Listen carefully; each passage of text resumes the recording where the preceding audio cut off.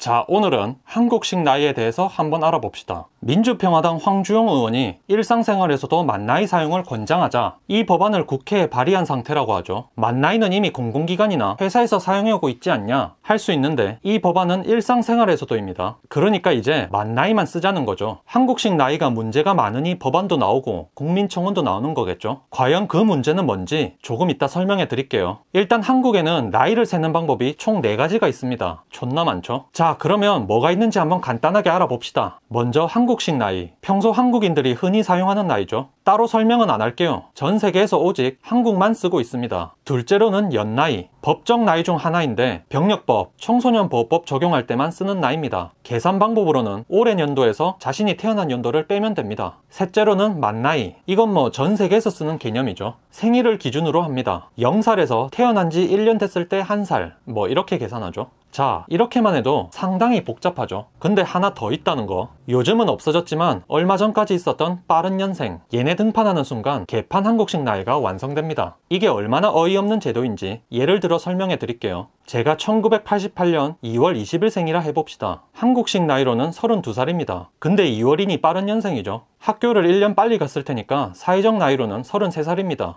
연나이로는 몇 살일까요? 2019에서 1988 빼면 31살이죠. 마지막 만나이, 오늘이 2월 6일인데 아직 생일이 안 지났으니 만 30살입니다. 한국에만 있는 이 그지 같은 개념, 왜 문제인지 바로 이해가 되시나요? 나이는 일종의 측정 기준인데 4개나 있는 것부터 문제겠죠. 쉽게 말해 시장에 가니까 누군 킬로그램, 누군 한근, 누구는 파운드 이러는 것과 똑같아요. 개판이죠. 그래서 저는 만나이 표준에 대해 대단히 우호적입니다. 한국식 나이 폐지해야 한다 생각해요. 그럼 이게 구체적인 문제가 있으니 폐지해야 한다 주장할 거 아닙니까? 그 이유가 뭐냐? 첫째로는 사회적 비용이 많이 들죠. 일상에서는 한국식 나이 쓰다가 또 관공서 가서는 만나이로 생각해야 하고 청소년을 이제 탈출하거나 군대 갈 때는 또 연나이로 생각해서 계산해야 합니다. 그리고 TV에 아사다마오, 괄호하고 28 이렇게 자막으로 돼 있으면 저게 한국식으로 28살인지 아니면 만나이라서 한국에선 29이야 30이야 혼란스럽기도 하고, 일본 야동에서 배우가 19세라 돼 있는데 저거 한국에서 보면 위험한지.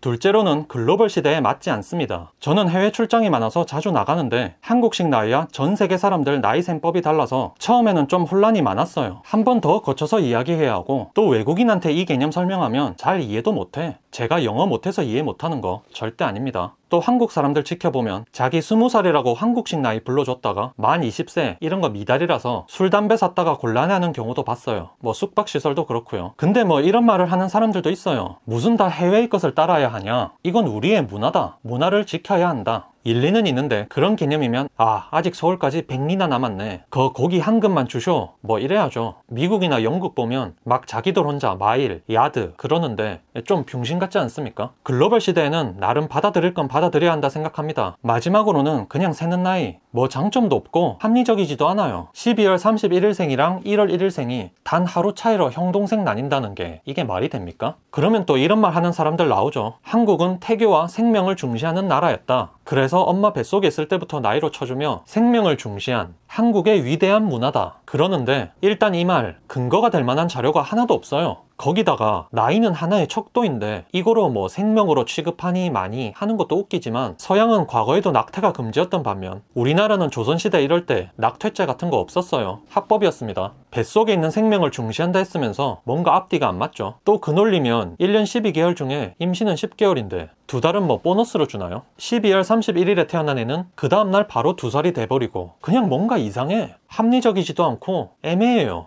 물론 이 문제 정착시키긴 쉽지 않을 겁니다. 왜냐, 한국에선 그 특유의 나이 서열 문화와 존대 문화가 있죠. 이게 어디서 비롯된 건지 모르겠어요. 조선시대 때는 이순신, 유성룡 나이 차이도 컸는데 친구였고, 오성과 한음 5살 차이였다 하죠. 근데도 절친 먹은 거 보면 딱히 조선이 원인은 아닌 것 같고 그냥 일제의 잔재를 합시다. 아무튼 그게 남아있어서 만나이가 정착되면 당장의 동생이었던 애한테 반말도 듣고 그래야 하는데 우리나라 정서상 거부감도 많이 들 거고 쉽지는 않겠죠. 근데 그렇다고 계속 미뤄오니까 문제도 계속 생기는 거니 바꾸긴 바꿔야 합니다. 정부에서 공익 광고도 자주 내보내고 학교에서도 만 나이로만 교육시키고 방송 이런 거 자막에 나이 표시할 때 무조건 만 나이로만 표시하게 하고, 이렇게 사소하지만 정부에서 계속 알리면 사회적 혼란 기간이 있겠지만 결국 정착될 거라 봅니다. 한번 여러분들 생각은 어떠신지 댓글로 남겨주세요. 모두 새해 복 많이 받으시기 바랍니다.